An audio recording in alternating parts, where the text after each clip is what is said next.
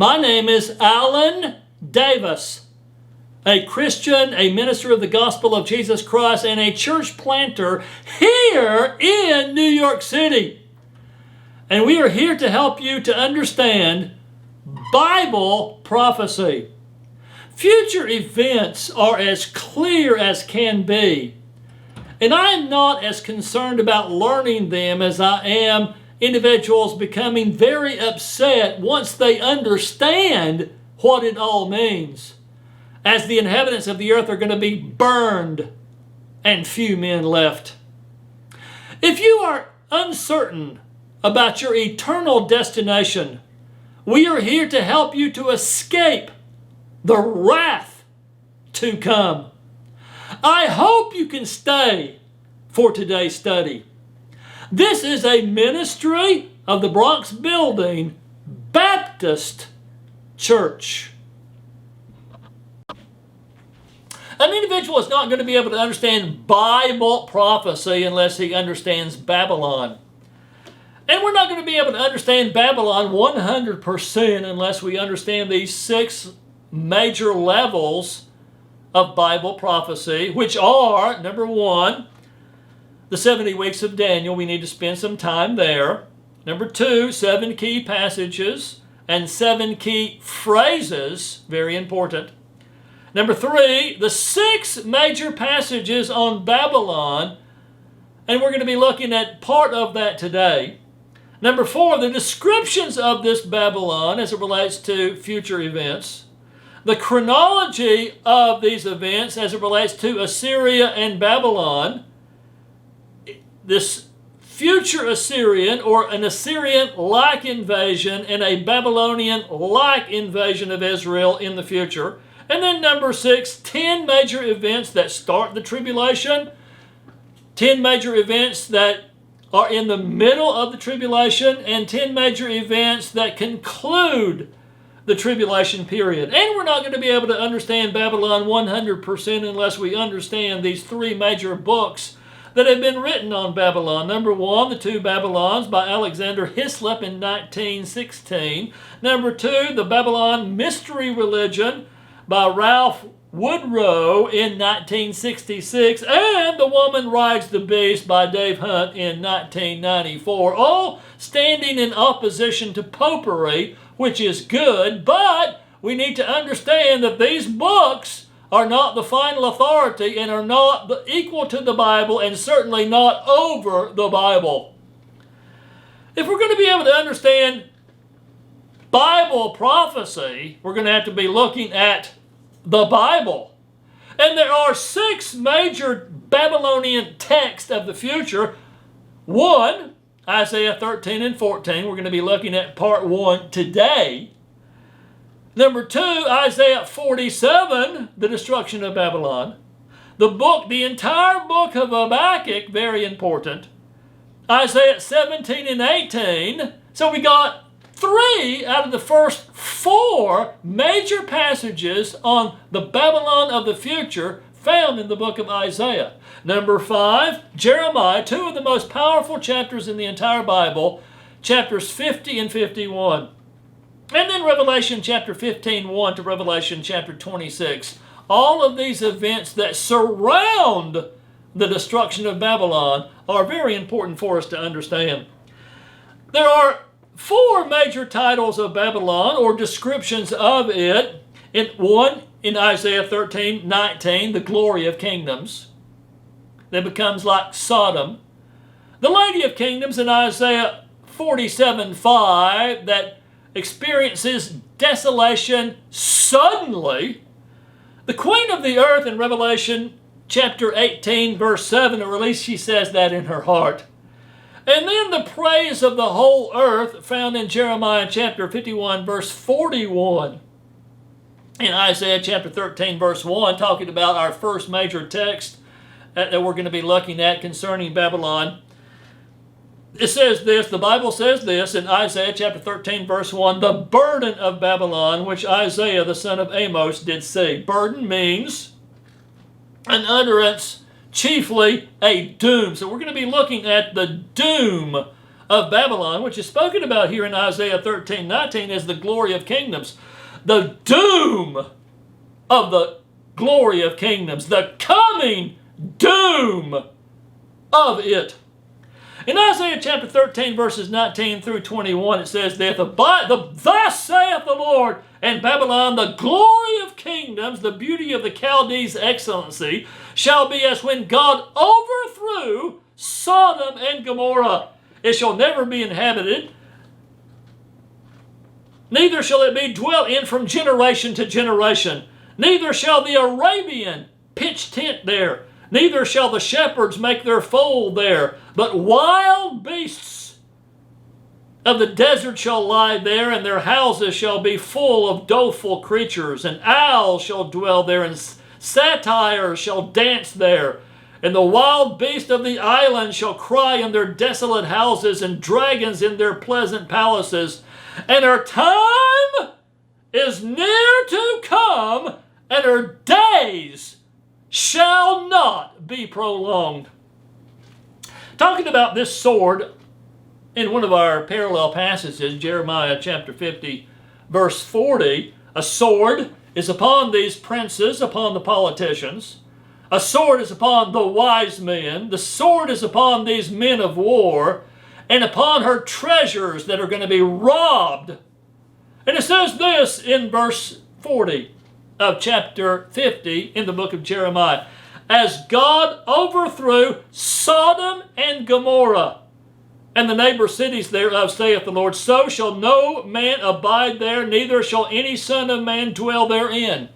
A warning goes out in Jude verses 6 and 7. It says this, and the angels which kept not their first estate, but left their own habitation, he hath reserved in everlasting chains under darkness unto the judgment of the great day. Even as Sodom and Gomorrah and the cities about them in like manner, giving themselves over to fornication and going after strange flesh, are set forth for an example, suffering the vengeance of eternal fire.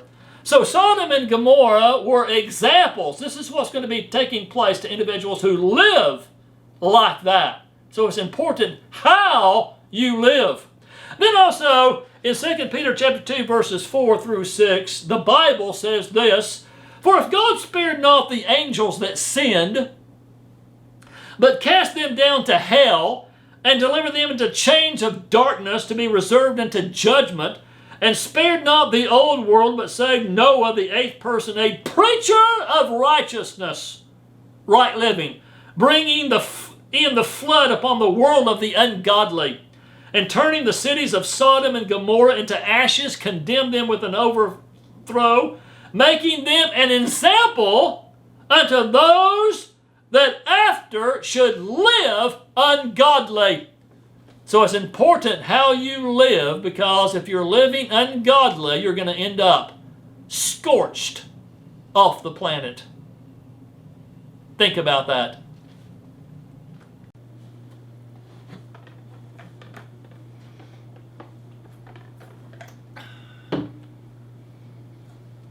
The glory of kingdoms in today's text of Isaiah 13 and 14 is going to be swept with the broom, the besom, the broom of destruction. And all of our parallel passages concerning Babylon talk about the exact same thing. All 6 of our major texts, the beast, or the Antichrist, Babylon, and the devil, or Lucifer, are all very closely connected in future events. The beast carries the Babylonian woman in Revelation 17:3 and 17:7. He is spoken about as a king in verse 12 and reigns with 10 other kings as they give him their kingdom in Revelation 17:17. The king of Babylon, or the Antichrist, is spoken about clearly in Jeremiah chapter 50 verse 18, Jeremiah 50 verse 43, and Jeremiah chapter 51 verse 34. The king of Shishak, or the king of Babylon, in Jeremiah chapter 25 verse 26, and the king of Babylon in today's text in Isaiah chapter 14, verse 4. Our first major passage on Babylon is Isaiah 13 and 14, talking about the glory of kingdoms. And I want you to notice what it says in Isaiah chapter 14, verses 20 through 23. Thou shalt not be joined with them in burial. But Jesus Christ comes back in the book of Revelation. The beast who carries the Babylonian woman is cast alive into the lake of fire, is not given a burial here in Isaiah 14:20, because thou hast destroyed thy land, talking about the king of Babylon, brought destruction upon his land, and slain thy people, the seed of evildoers, these children of evil-doing parents shall never be renowned. Prepare slaughter for his children, for the iniquity of their fathers, that they do not rise, nor possess the land, nor fill the face of the earth with cities. For I will rise up against them, saith the Lord of hosts, and cut off from Babylon the name and remnant and son and nephew, saith the Lord. And I will make it a possession for the bittern and pools of water, and I will sweep it with the besom or broom of destruction, saith the Lord of hosts. So in our number one passage on Babylon, we're going to need to understand Babylon of the future, and we need to understand its king. We need to understand the devil that gives power to the beast. Passage number 2, our second major passage on Babylon, Isaiah chapter 47, and I want you to notice here talking about the Lady of Kingdoms. So we have the glory of kingdoms spoken about in Isaiah 13:19. The Lady of Kingdoms equals Babylon. The glory of kingdoms equals Babylon in Isaiah 13 and 14. Babylon is the Lady of Kingdoms in Isaiah 47. And I want you to notice what it says here starting in verse 10. For thou hast trusted in thy wickedness. Thou hast said, none seeth me. Thy wisdom and thy knowledge, it hath perverted thee. And thou hast said in thine heart, I am, and none else beside me. Therefore shall evil come upon thee, thou shalt not know from whence it ariseth. And mischief shall fall upon thee, thou shalt not be able to put it off. And desolation shall come upon thee suddenly, which thou shalt not know. Stand now with thine enchantments and with the multitude of thy sorceries, wherein thou hast labored from thy youth. If so be thou shalt be able to profit, if so be thou mayest prevail, thou art wearied in the multitude of thy counsels. Let now the astrologers, the stargazers, the monthly prognosticators stand up and save thee from these things that shall come upon thee. Behold, they shall be stubble. The fire shall burn them. They shall not deliver themselves from the power of the flame. There shall not be a coal to warm at, nor fire to sit before it. So, Babylon of Isaiah 13 and 14 is swept with the broom of destruction. Babylon of Isaiah 47, desolation comes upon her suddenly by fire as it burns up all these stargazers. They become stubble. And then the millennial kingdom, in our third major text in Habakkuk chapter 2, the whole book of Habakkuk, but we're looking in on chapter 2. And there's a millennial passage in Isaiah 11 verse 9, they shall not hurt nor destroy in all my holy mountain, for the earth shall be full of the knowledge of the Lord as the waters cover the sea. This statement is found in a fiery destruction of Babylon, spoken about in Habakkuk chapter 2 verses 13 and 14. Behold, it is not of the Lord of hosts that the people shall labor in the very fire.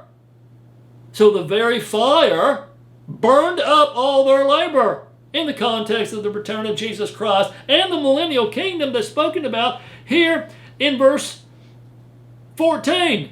But the last of verse 13 says this, the people shall weary themselves for very vanity, for nothing. You're killing yourself because it's all going to be burnt, scorched off the planet. Verse 14, for the earth shall be filled with the knowledge of the glory of the Lord as the waters cover the sea. So this Babylon, talking about a bitter and hasty nation that overcomes a righteous Israel in a future context that reveals Jesus Christ, is scorched off the planet. All of their labor is just burned up, and they're working hard for nothing. Number 4, passage number 4, Isaiah 17 and 18, the overthrow of Israel, the overthrow of Syria. Whoever this is speaking about, this is not a clear statement about Babylon, but on the other hand, yes, they're rushing to the battle of Armageddon. That's the 5th vial judgment. God rebukes them. That is after the destruction of Babylon. Jesus Christ comes back immediately after its destruction. So they're rushing to the battle of Armageddon. Jesus Christ comes back, rebukes the nations. That's what it's talking about in Isaiah 17 and 18. And it says this, and in Isaiah 17:14, and behold, at eventime trouble, and before the morning he is not. Just before the morning, he's disappearing from off planet Earth. He is no more around. And it's a nation terrible from their beginning hitherto, up to this point, up to the rushing of the battle of Armageddon, and God rebuking them. That is the battle of Armageddon. And in between those two events, the 6th vial judgment, not the 5th vial judgment, and immediately after the tribulation is over, Jesus Christ comes back, is the destruction of Babylon. And it says this is the portion of them that spoil us and the lot of them that rob us. These are the robbers of Israel. These are the individuals who overcame Israel in this future event. Babylon passage number 5. Jeremiah chapter 50 verse 34, and the most proud shall stumble and fall, and none shall raise him up, and I will kindle a fire in his cities, and it shall devour all round about him. This fire just kills every single person. Jeremiah chapter 51 verse 25, behold, I am against thee, O destroying mountain, saith the Lord, which destroyest all the earth. And I will stretch out mine hand upon thee, and roll thee down from the rocks, and I will make thee a burnt mountain. So a fire is kindled in her cities, devouring all, and it becomes a burnt mountain, a burnt kingdom, burned up in Jeremiah chapter 50 and 51. And lastly, the book of Revelation, our 6th major passage on Babylon of the future, Revelation 17:16, talking about this Babylonian woman, and the 10 horns, talking about these 10 nations out of the old Roman Empire, which thou sawest upon the beast. These shall hate the whore, and shall make her desolate and naked, and shall eat her flesh, and burn her with fire. And in Revelation 18:8 it says this, therefore shall her plagues come in one day, death and mourning and famine, and she shall be utterly burned with fire, for strong is the Lord God who judgeth her. Revelation 18:9 says, the kings of the earth who have committed fornication and lived deliciously with her shall bewail her and lament for her when they shall see the smoke of her burning. And so here we see in all of our 6 major texts on Babylon how it is destroyed, burned with fire, swept with destruction. And so they all say the exact same thing. And these books, these extra biblical books, don't say this. But our Bible passages do all say the exact same thing.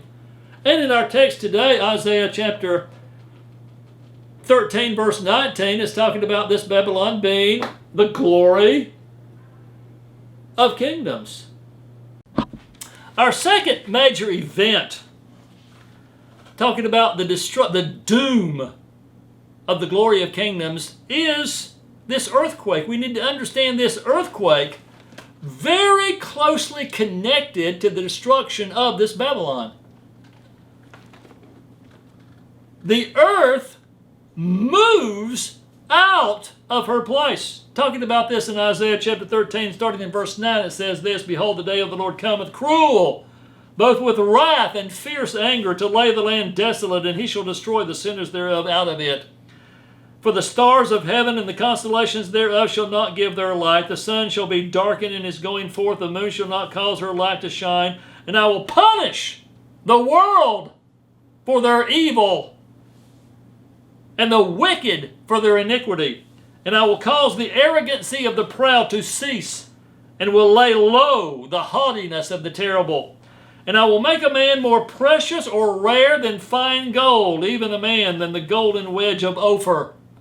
Therefore will I shake the heavens, here it is, and the earth shall remove out of her place in the wrath of the Lord of hosts and in the day of his fierce anger. So we have the doom of Babylon, which when it is destroyed, the earth moves out of her place. This is a major sweeping judgment. Also, we need to understand, if we're going to understand this earthquake, the second coming of Jesus Christ, clearly spoken about here, alluded to certainly, in Isaiah chapter 24, verses 17 through 23. And it says this, starting in verse 17, Fear and the pit and the snare are upon thee, O inhabitant of the earth. And it shall come to pass that he that fleeth from the noise of the fear shall fall into the pit. And he that cometh up out of the midst of the pit shall be taken in the snare. For the windows from on high are open, and the foundations of the earth do shake. The earth is utterly broken down. The earth is clean dissolved. The earth, here it is moved exceedingly. The earth shall reel to and fro like a drunkard, and shall be removed like a cottage, and the transgression thereof shall be heavy upon it, and it shall fall and not rise again. And it shall come to pass in that day that the Lord of hosts shall punish the host of the high ones that are on high, and the kings of the earth upon the earth. And they shall be gathered together as prisoners are gathered in the pit, and shall be shut up in the prison. And after many days they shall be visited. Then the moon shall be confounded, and the sun ashamed, when the Lord of hosts shall reign in Mount Zion and in Jerusalem, and before his ancients gloriously. The coming of Jesus Christ, clearly there. Babylon is destroyed here in Isaiah 13 and 14 in the context of the return of Jesus Christ, causing the earth to move out of her place. And when Jesus Christ, in a parallel passage of Isaiah 24 comes, the earth is rocking back and forth because of the destruction of Babylon, which in our text today, Isaiah 13 and 14, is spoken about not only as a land, not only having the king as the king of Babylon, but spoken about and described as the glory of kingdoms. Think about that. In the book of Habakkuk, chapter 3, we have our third major text on Babylon. And Jesus Christ comes back in chapter 3, and it says this starting in verse 6. He stood and measured the earth. He beheld and drove asunder the nations. The battle of Armageddon. The everlasting mountains were scattered. The perpetual hills did bow. His ways are everlasting. I saw the tents of Cushan in affliction, and the curtains of the land of Midian did tremble. Was the Lord displeased against the rivers? Was thine anger against the rivers? Was thy wrath against the sea, that thou didst ride upon thine horses and thy chariots of salvation? Thy bow was made quite naked, according to the oaths of the tribes, even thy word, Selah. Pause, think about that. Thou didst cleave the earth with rivers. The mountains saw thee, talking about the second coming of Jesus Christ, and they trembled. So we have this great trembling, the earth shaking, this great earthquake at the return of Jesus Christ, which is very closely connected to Babylon and its destruction. Revelation chapter 16, verses 17 through 20.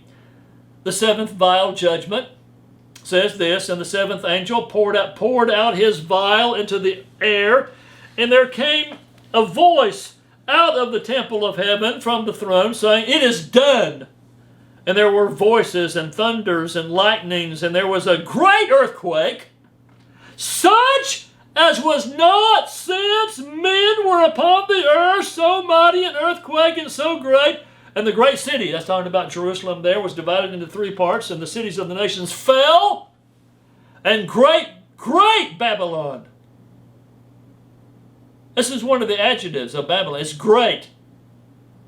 Came in remembrance before God to give unto her the cup of the wine of the fierceness of his wrath, and every island fled away, and the mountains were not found. This earthquake, very closely connected to the second coming of Jesus Christ, as a result of the destruction of the glory of kingdoms. There's a land in the Western Hemisphere that is great. That's one of our descriptions of Babylon, is that it's great and mighty. Just like the city of ancient Babylon that was great and mighty, but it fell. Think about that. And then thirdly, the cities. If you have the earth shaking and rocking, you also have the cities of the nations falling. In our text today, Isaiah 13 and 14, you have Lucifer there. The devil is there. He goes to the sides of the pit. It's a bottomless pit at the return of Jesus Christ. And it says this in Isaiah chapter 14, verses 16 and 17, "They that see thee shall narrowly look upon thee and consider thee, saying, Is this the man that caused the earth to tremble? That did shake kingdoms? That made the world as a wilderness, and destroyed the cities thereof? That opened not the house of his prisoners?" So all of the cities are destroyed in the context of the destruction of Babylon and the destruction of all these cities and this great earthquake that is the reason for this destruction. Jeremiah chapter 4 also talks about the return of Jesus Christ, and it shows us, even though this is not one of our texts on Babylon, it certainly shows us the destruction of these cities in the context of the return of the Lord, spoken about in Jeremiah chapter 4, verses 23 through 28. "I beheld the earth, and lo, it was without form and void, and the heavens, and they had no light. I beheld the mountains, and lo, they trembled, and all the hills moved lightly. I beheld, and lo, there was no man. There was no man. And all the birds of the heavens were fled. I beheld, and lo, the fruitful place was a wilderness.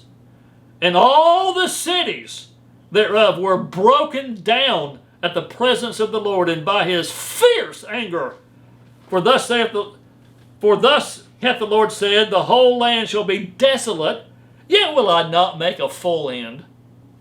For this shall the earth mourn, and the heavens above be black, because I have spoken it, I have purposed it, and will not repent, neither will I turn back from it." In our Revelation chapter 16, verse 19 text, the last vial judgment, it says, "The cities of the nations fell." That's the cities being destroyed. Another good passage talking about this time is Zephaniah chapter 3, verses 6 and 7. "I have cut off the nations. Their towers are desolate. I made their streets waste, that none passeth by. Their cities are destroyed, so that there is no man, there is none inhabitant, not one man is going to be left in any of these cities anywhere in the world. I said, Surely thou wilt fear me. You're going to receive instruction, so that their dwelling should not be cut off. Howsoever I punished them, but they rose up and corrupted all their doings." And we also need to think about the destroyed cities at his presence in Psalm chapter 9, verses 1 through 6. "I will praise thee, O Lord, with my whole heart. I will show forth all of thy marvelous works. I will be glad and rejoice in thee. I will sing praise to thy name, O thou most high. When mine enemies are turned back, they shall fall and perish at thy presence.